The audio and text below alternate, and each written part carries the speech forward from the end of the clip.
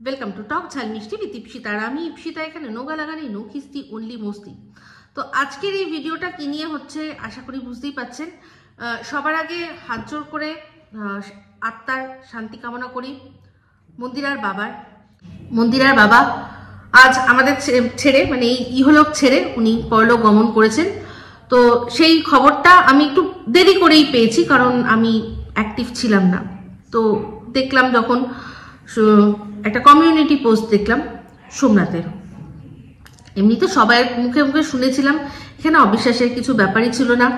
ওনার শরীর খুবই খারাপ ছিল। তো যাই হোক, বেশ কিছুদিন ধরেই উনি কিন্তু ভুগছেন।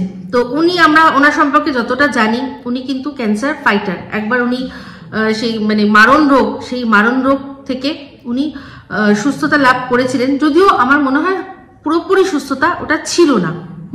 কারণ কিছু না কিছু রয়েই গেছিল। তো তারপরেও ওনার চিকিৎসা চলছিল। মন্দিরা কিছুদিন আগে সোনারপুরে একটি বেসরকারি হসপিটালে নিয়ে এসে ওনাকে চিকিৎসা করেছেন। ধরো চিকিৎসা যা যা লাগে সব আমরা দেখেছি। ও বলেছে যে এরকম বাবার চিকিৎসা করেছে। তারপরে ও নিয়ে গেছিল কল্যাণীর এইমসে। ঠিক আছে, কল্যাণীর এইমসেও কিছুদিন থাকে। তারপর ওখান থেকেই বলে দেওয়া হয় যে উনি এবার যা চায় তাই ওনাকে দেওয়া হোক, যেভাবে যেটুকু মানে জীবনের যেটুকু আস্বাদন উনি নিতে চান। তারাও মানে মন্দিরাকে মোটামুটি এক প্রকার বলেই দিয়েছিল যে আর আশা নেই, যতদিন উনি আছেন তোমাদের সাথে আছেন ততদিন তোমরা ওনার সাথে যেটুকু সময় পারো কাটিয়ে নাও, যেটুকু টেক কেয়ার করে নাও। তো মন্দিরা একজনকে ব্যবস্থা করেছিলেন যে কিনা ওর বাবার বাড়িতেই বাবাকে রেখে ট্রিটমেন্ট করেছিল। তো মন্দিরা এটা নিয়ে এই স্টেপটা নিয়ে মন্দিরাকে অনেকে অনেক কথা বলেছে যে তুমি কেন বাবাকে নিজের বাড়িতে এনে রেখে চিকিৎসা করাচ্ছ না। তো সেটার জন্য মন্দিরা একটা আলাদা করে ভিডিও করে সবাইকে বলে দিয়েছে যে ঠিক কি কি কারণ। দেখুন, সেই কারণগুলো আমি এখানে তুলতে চাই না। কারণ একটা জিনিস সবাই জানেন যে মানুষ যতক্ষণ ইহলোকে আছে ততক্ষণই তার দোষ গুণ বিচার করা হয়। একটা মানুষ মারা গেল মানেই তখন দেখবেন যেসব মানুষরা দুদিন আগে তার সম্পর্কে খারাপ খারাপ কথা বলছিল তারাও খুঁজে খুঁজে বার করে ওনার কোন জিনিসটা ভালো ছিল সেটা বলে। তখন কিন্তু আর খারাপটা আমরা বলি না। হ্যাঁ, তো কারণ সবসময় আমরা জানি একটা কথা প্রচলিত আছে যে মানুষ মারা গেলে ভালো হয়ে যায়। তো সত্যি কথা যে ইহলোকের সম্পূর্ণ মায়া ত্যাগ করে সে চলে গেছে, সে আর নেই, পড়ে আছে সেটা তার পার্থিব শরীর, সেটারও পঞ্চত্তর প্রাপ্তি হয়। তো তারপর তার যেগুলো উনি করেছেন তার মধ্যে কিন্তু বেশিরভাগই হাইলাইটেড হয় ভালো কাজগুলো, খারাপ কাজগুলো সাধারণত বলা হয় না। তো আমি সেটাই করব। তো যাই হোক, ওনার জীবন যতটা আমরা জানি, মানুষের জীবন ভুল তো থাকে। তো ওনারও জীবনে প্রচুর ভুল ছিল। তো সেই ভুলগুলো আমরা এখন আর গুনবো না, একটা একটা করে গুনতে বসবো না। কিন্তু আমি বলবো যে কিছু তো ভালো উনি ভালো করেছিলেন, যার জন্য কিনা যখন উনি প্রথমে ক্যান্সার আক্রান্ত হন তখনও উনি নিজের চিকিৎসা মুম্বাইয়ের মতো জায়গায় করাতে পেরেছেন। দেখুন, আজকের ডেটে আমি মনে করি সবচেয়ে লাকি মানুষ কারা জানেন? প্রথমত যাদের কোনো ঋণ নেই, যাদের কোনো দেনা নেই, তাদের মতো সুখী আর কেউ নেই। আর দ্বিতীয়ত হচ্ছে গিয়ে যারা এই থানা পুলিশ কোর্ট কাচারি এইসবের মধ্যে নেই। আর আরো কিছু মানুষ যাদের আর কি এই চিকিৎসা মানে হাসপাতাল রোগ বিয়োগ এসব কিছু নেই। তো আর যদি রোগ বিয়োগ হয়ও তাও সেটার জন্য তার চিকিৎসা করার জন্য যথাসাধ্য তার পাওয়ার আছে। এই মানুষগুলো হচ্ছে সবচেয়ে বেশি আজকের দিনে সুখী। ঠিক আছে, তো যাই হোক, উনি নিজের যেভাবেই হোক চিকিৎসা সে সময় চালিয়েছেন। তারপর এখনো ওনার মেয়ে তারও সাধ্যমতো সে করেছে, সেটা আমরা দেখেছি। তো আমি তো বলবো যে মন্দিরা যেটা করেছে, যেটুকু করেছে, আচ্ছা যারা বিশাল বড় বড় চাকরি করে, তাদের বিশাল শিক্ষা education academic qualification very high লেভেলের চাকরি করেন, তারাও কিন্তু বাবা মার জন্য অতটা করতে পারেন না। যেমন ধরুন যারা অনেকেই আছেন বিদেশে কর্মরত, বাবা মা অসুস্থ, টাকা পয়সা তারা দিচ্ছে, কিন্তু এই যে মাঝে মাঝে এসে দেখা করা বা কিছু বা ফিজিক্যালি যে হ্যাঁ আমি তোমার সাথে আছি, তারা সেটুকু সময় পান না, কারণ তাদের ওই বিজি লাইফ, তারা কি করবে, তাদেরকেও দোষ দেওয়া যায় না। তো যে বাবা মারা একটা সময় স্বপ্ন দেখে যে তাদের ছেলে মেয়ে অনেক বড় হবে, অনেক বড় হয়ে তারা বিদেশ যাবে, তারা বিদেশে চাকরি করবে, তো তাদের কিন্তু বাবা মায়ের কিন্তু বাচ্চাদের জন্য সেই স্বপ্নটা ছিল, তো সেই স্বপ্নটাই পূরণ করতে গিয়ে তারা এখন আর বাবা মায়ের থেকে দূরে হয়ে গেছে। কেউ ইচ্ছা করে হয়েছে, যারা ইচ্ছা করে হয় যে একদম বাবা মাকে মানে সেলফিশ, একদম গেছে গিয়ে আর তারপর বাবা মায়ের দিকে ঘুরে দেখা নেয়, তাদের কথা বলছি না, কিন্তু আমি বলছি যারা হেল্পলেস, তাদের কিছু করার নেই। তো যাই হোক, সেই সব হেল্পলেস মানুষদের থেকেও কিন্তু মন্দিরা অনেকটা কিন্তু নিজের বাবার জন্য করতে পেরেছে। আমার চোখে এটা আমি বলবো যে অবশ্যই বাবা মায়ের জন্য করতে পারাটা অনেক বড় ব্যাপার, অনেক বড় ব্যাপার।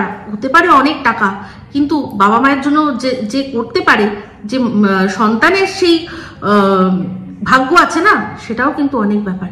তো মন্দিরা যা হোক, সেই ভাগ্যটা ওর ছিল আর ও করেওছে।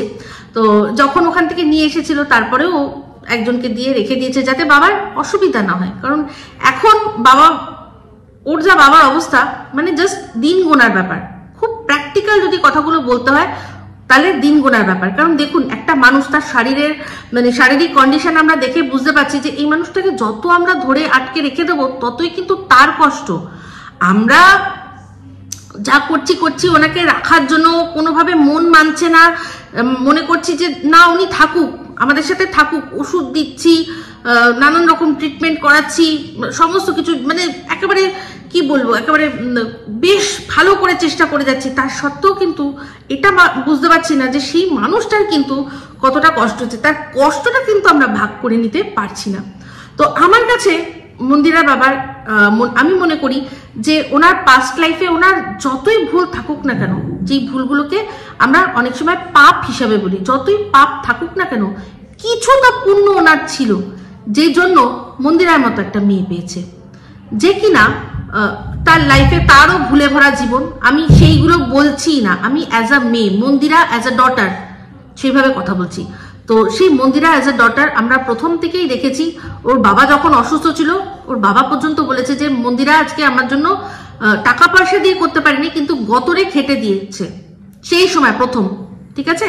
তো সেই সময় গতরে খেটে দিয়েছে, আজ ওর টাকা পয়সার সঙ্গতি আছে, তো সেই সঙ্গতিটা দিয়ে ও টাকা পয়সা দিয়ে বাবাকে টেক কেয়ার করেছে। তো দুদিকেই কিন্তু ও করে দিয়েছে। তো এবার দেখুন, ওর বাবা, এই জন্যই বলছি যে পুণ্যবান, যেহেতু সোমনাথের যে কমিউনিটি পোস্টটা দেখলাম, সেই পোস্টটায় দেখলাম যে উনি মারা গেছেন দুপুর 12:25। তো দুপুর 12:25 যদি মারা গিয়ে থাকেন, তাহলে মানে অবশ্যই অসুস্থতাটা তৈরি হয়েছিল সকাল থেকে বা ভোর রাতে। তো আমার যতদূর মনে হয়, তাহলে নিশ্চয়ই মন্দিরা, সোমনাথ আর জয়ী নিশ্চয়ই ওখানে ছিল, এটা আমার ধারণা। টাইমটা দেখে আমি বিচার করছি, বাদ বাকি সত্যি মিথ্যা সমস্তটা ওরা জানে। যদি মিথ্যা বলবে তো সে দেখছে, আর সত্যি বললেও সে দেখছে।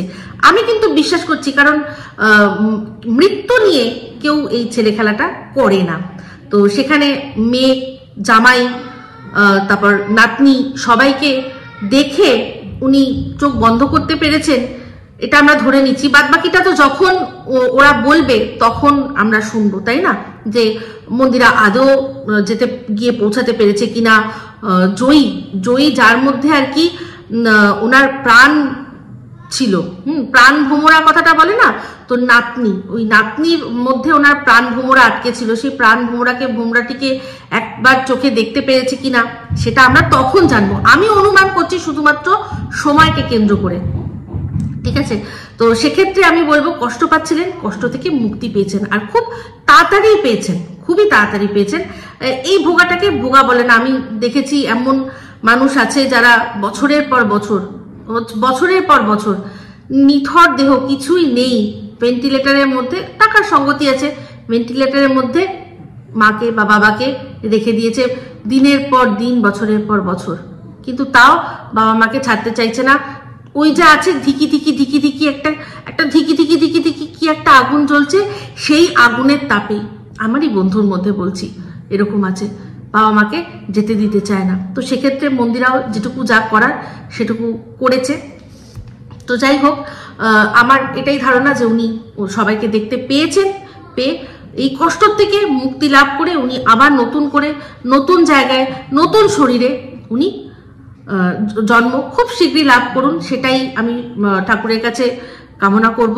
তো এবার চলে আসি, কিছু কথা বলতেই হয়, সেটা কিনা আমাদের নিপা দেবী। তো নিপা দেবী আমরা জানি কিছুদিন আগে ওই বাড়িতে ছিল, গিয়ে কিছুদিন থেকেছে ওরা। আমি ওনাকে একটাই কথা বলতে চাই, এবার ওনার অ্যাকশনটা দেখবো, কারণ উনি যার সাথে 12 বছর ঘর করেছেন, যাকে মানে মন থেকে ভালোবেসেছেন, সে মারা যাওয়ার পর কিন্তু উনি সিঁদুরটা মোছেননি। এবার কি মুছবেন? এবার কি উনি ওনাকে সিঁদুর পরে দেখবো আমরা, না ওনার সিথি এবার খালি হয়ে যাবে? তো যাই হোক, আমার খুব খারাপ লাগছে এটা ভেবে যে মানুষটা কদিনই বা থাকলেন, নিপা দেবীকে বলছি, কদিনই বা থাকলেন। আপনি যখন আপনার ভবঘুরের লাইফটাকে ছেড়ে ওনার সাথে গেছিলেন, এত কেন চিন্তা করলেন? এত স্বার্থ, এত কিছু, কি আপনাকে ব্যবহার করছে, কি আপনাকে ইউজ করছে, এইসব দেখে, এইসব অছিলা দেখে এই মানুষটার শেষ কটা দিন আর আপনিও বুঝতে পেরেছিলেন যে আপনার যা মানে স্ত্রী হিসাবে দরকার ওনার দ্বারা সেটা সম্ভব ছিল না। নিছক আয়া হিসাবে কটা দিন ওনার কাছে কাটিয়ে দিতেন, তাহলে কি হতো? তাহলে কি খারাপটা হতো? কি খারাপটা হতো? আজকে আপনার মেয়েও দেখতো যে ঠিক আছে, মা যা করেছে, শেষ সময়টা তো আমার বাবার পাশে ছিল। আপনার মেয়ে কিন্তু তার বাবাকে প্রচন্ড ভালোবাসে, বাবার অনেক কিছু দোষ থাকলেও, আর আমরা ওনার ক্ষেত্রেও দেখেছি বাবাও কিন্তু মেয়ের অনেক দোষ ঢাকার জন্য অনেক কিছু করেছেন। তো এটা হচ্ছে ভালোবাসা, এটা বন্ডিং। এই আশকারামূলক ভালোবাসা তার ফল ভালো হয় না সেটা জানি, কিন্তু তাও সবার ভালোবাসা তো সমান নয়, কখনোই সেই ভালোবাসাটাকে আমরা আঙুল তুলতে পারি না। আজকে আমার একটা জিনিস মানে খুব ভালো লাগছে ভেবে, যে উনি মারা তো গেছেন, কিন্তু উনি এটা দেখে গেছেন যে আমার পরে একজন মানুষ আছে, যে কিনা হচ্ছে সোমনাথ। একজন আছে যে আমি না থাকলেও আমার মেয়েকে ভেসে যেতে দেবে না। এই জিনিসটা উনি কিন্তু উপলব্ধি করে গেছেন। উনি অসুস্থ অনেকদিন থেকেই ছিলেন, অনেকদিন থেকে অসুস্থ ছিলেন, বলা যায় না। এই সমস্ত এই যা মন্দিরার লাইফে যে ঝড়টা উঠেছিল, সেই ঝড়টা চলাকালীনই যদি উনি চলে যেতেন, তাহলে ভাবুন তো কি হতো। উনি কিন্তু মারা গিয়েও শান্তি পেতেন না, আজ উনি জানেন যে যাই হোক, যেভাবেই হোক, আমার মেয়ে যতই অন্যায় করুক না কেন, সোমনাথ তাকে ভেসে যেতে দেবে না। যাই হোক, যেভাবেই হোক, মানিয়ে গুছিয়ে যেভাবেই হোক ওকে রাখবে, ভালোবাসবে। প্রত্যেকটা বাবা যখন তার মেয়ের স্বামী চয়ন করে, এই জিনিসটাই দেখে যে কোন ছেলেটা, আমি আমার মেয়েকে যেরকম ভালোবাসি সেও সেরকম ভাববে। আর প্রত্যেকটা মেয়েও দেখবেন তাদের হাজবেন্ডের ক্ষেত্রে বাবাকে খোঁজে, যে আমার বাবার মতো। এই জিনিসটা যখন ক্লিক করে যায়, আরে এই ছেলেটা তো আমার বাবা যেরকম আমাকে ভালোবাসে, এও তো ভালোবাসছে, তখন সেই মেয়েটা বুঝে যায় যে হ্যাঁ, এই আমার জন্য পারফেক্ট হবে। তো যাই হোক, আমার এটা খুব ভালো লাগছে যে উনি মনে এই শান্তিটা নিয়ে গেছেন। মন্দিরাকে সম্পূর্ণভাবে মানে সুস্থ অসুস্থ ভেতরে অত আমি মানে এটা কন্ট্রোভার্সিয়াল হয়ে যাবে। তো ওপর থেকে যেটুকু দেখা যাচ্ছে যে মন্দিরা হ্যাপি, সুখী, ওর কি যেন বলে স্বামী সন্তান সবকে নিয়ে অ্যাটলিস্ট ও চেষ্টা করছে, সংসারে নিজের ছন্দে ফেরার চেষ্টা করছে। তো সেটাও উনি দেখে গেছেন। এটা আমার পরম মানে শান্তি দিচ্ছে আমার মনের মধ্যে। ঠিক আছে, তো এবার মন্দিরা কতটা কি করতে পারতো না পারতো, এটা সম্পূর্ণ হচ্ছে গিয়ে কন্ট্রোভার্সিয়াল। আবারও বলছি, তবে আমি অনেক মানুষকে দেখেছি যারা কিনা তাদের বাবা মাকে কেউ ট্রেনের স্টেশনে, কেউ বাসের স্ট্যান্ডে বসিয়ে দিয়ে জল আনতে যাচ্ছি, খাবার আনতে যাচ্ছি বলে উধাও হয়ে গেছে, আর তাদের খুঁজে পাওয়া যায়নি। তারাও কিন্তু সব এক একজন তাবর পয়সালা করে। ঠিক আছে, দেখবেন একটা জিনিস চিন্তা করে দেখবেন, এই যে যত বৃদ্ধাশ্রম আছে সেখানে কিন্তু কেউ কোনো রিক্সাওয়ালার, যারা রিক্সা চালায় তার বাবা মা কিন্তু থাকে না, থাকে মানে বেশ সঙ্গতিপূর্ণ বাড়ি তাদেরই। তো এটাও একটা কন্ট্রোভার্সিয়াল ব্যাপার। এটাকেও আমি ঠিক ভুল ওরকম ভাবে বিচার করতে পারবো না। আমি মনে করি, এটা আমার থট, আমি মনে করি যদি যেসব ছেলে মেয়েকে ছোটবেলায় তাদের ভালোর জন্য হোস্টেলে পাঠিয়ে দেওয়া হয়েছে, তারাও পরবর্তীকালে বাবা মাকে যদি বৃদ্ধাশ্রমে পাঠিয়ে যায়, তাহলে ব্যাপারটা আমার কাছে ঠিক সেম হয়ে যাচ্ছে। তারাও সন্তানের ভালোর জন্য তারা রাখতে পারবে না, ঠিকমতো টেক কেয়ার করতে পারবে না, পড়াশোনা ঠিকমতো করতে পারবে না, ঠিকমতো শাসন করতে পারবে না, এইসব ভেবে হোস্টেলে দিয়েছিল। আর আজকে পরবর্তীকালে সন্তানও যখন চাকরিরত, সেভাবে বাবা মাকে আমার এই এক্ষুনি যদি বাবা মায়ের শরীর খারাপ হয় কি হবে, যেখানে বৃদ্ধাশ্রমে কিন্তু 24 আওয়ার্স ডাক্তারের সাথে যোগাযোগ থাকে। ডাক্তারের কাছে নিয়ে যেতে পারছি না, টাইম টু টাইম আমি খাবার দিতে পারছি না, আমি রান্না করবো না আমি ঠিকমতো বাবা মাকে টাইমে দেবো। তো সেক্ষেত্রেও যদি আমরা দেখি, আমি কিন্তু মানে এই জিনিসটা আস্তে আস্তে যদি এটা আমার প্র্যাকটিক্যাল লাগছে, ওই ক্ষেত্রে যদি তারা যদি এরকম করতে পারে তাহলে এরাও করতে পারে, এটার ক্ষেত্রে প্র্যাকটিক্যাল এটা। বাট যদিও সেই প্র্যাকটিক্যালিটিটা যখন মানুষ যারা করছে তাদের কাছে প্র্যাকটিক্যাল লাগবে, যারা এরকম অনেক আছে তারা মানতেই পারে না, তো তাদের মানাটাও আমি অস্বাভাবিক লাগে না, একদমই না। যদি সত্যি স্বাভাবিক লাগতো তাহলে দেখুন মন্দিরাও তো পারতো ওর বাবাকে কোনো বৃদ্ধাশ্রমে পাঠিয়ে দিতে, বাট ও কিন্তু করেনি। ও শেষ দিনটা অবধি চেষ্টা করেছে নিজের কাছে রাখার। তো এটা একটা ভীষণ বড় বিতর্কিত বস্তু। আমি আমার মতো করে বললাম, আমি জানি হয়তো কারোর এই জিনিসটা ভালো লাগবে বা হয়তো কারোর ভালো লাগবে না। আমি মনে করি আপনারা আরেকবার চিন্তা করে দেখবেন। আমি যে কথাটা বলছি, আমি বলছি না প্রত্যেকেও তার বাবা মাকে বৃদ্ধাশ্রমে পাঠাও বা প্রত্যেকেই তার বাচ্চাকে হোস্টেলে পাঠাও, একদম না। আমি আমার বাচ্চাকে পাঠিয়েছি, না আমি আমার বাবা মাকে পাঠিয়েছি, তো সেই জন্য এই কথাটা তো বলছি না। বাট আমি যারা রাখে তাদের মেন্টালিটি, তাদের সাথে কথা, অনেক মানুষ আছে না এরকম কথা বলে বুঝে তারা কি বলতে চাইছে, যে ঠিক কি কারণটা তারা মনে করেছে। আমি মনে করি অ্যাটলিস্ট বাস স্ট্যান্ড বা রেল স্টেশনে ছেড়ে দেওয়ার চেয়ে একটা ঠিকানা, শেষ ঠিকানাও যদি হয় সেটা করে দেওয়া ভালো। যে এই যে অনন্তকালের জন্য সেই বাবা মায়ের চোখে একটা অপেক্ষা, সেই অপেক্ষাটা অনন্তকাল, যতদিন না চোখ বন্ধ করছে ততদিন অনন্তকালের জন্য সেই চিন্তা যে এই বুঝি খোকা ফিরে আসলো, বা যাই হোক মামুনি ফিরে আসলো, যে যেরকম ভাবে ডাকে, এই আমাদের সোনামনাটা মনে হয় ফিরে আসলো, এই জিনিসটা যাতে না হয়। অ্যাটলিস্ট জায়গা মতো থাকবে, যে যার বাচ্চা ছেলে মেয়ে সময় মতো করে গিয়ে দেখে আসবে, এরকমই তো যাই হোক, এটাই বললাম। আবারও ওনার আত্মার শান্তি কামনা করছি। আর সোমনাথ মন্দিরাকে বলবো, যদি আমার ভিডিওটা দেখে, খুব শক্ত হও, সাবধানে থাকো। তোমাদের এই কঠিন সময়, শোকের সময়, ভগবান তোমাদেরকে এই শোক সহ্য করার শক্তি দিন। আর একটা জিনিস মাথায় রাখবে, বাবা কষ্ট পাচ্ছিলেন, বাবা এখন ভালো আছেন। বাবা যেখানে আছেন এখন, এর আগের দিন যেরকম দেখেছো তার চেয়ে কিন্তু বাবা ভালো আছে, এই জিনিসটা মাথায় রাখবে। আমি জয়ী একটু চিন্তা করছি, কারণ জয়ী ওর দাদুকে প্রচন্ড ভালোবাসে, তো জয়ীকেও খুব সাবধানে চোখে রেখো, ঠিক আছে? তো চলুন বন্ধুরা, এই ভিডিওটা এই অবধি রাখছি। যদি ভালো লাগে তাহলে অবশ্যই লাইক, শেয়ার, কমেন্ট করতে ভুলবেন না। যারা চ্যানেলটা সাবস্ক্রাইব করেননি তারা সাবস্ক্রাইব করে নেবেন। সবাই ভালো থাকবেন, সুস্থ থাকবেন। আবার আসছি খুব শীঘ্রই একটা নতুন ভিডিওতে। Me Ipsita signing off. Love you all.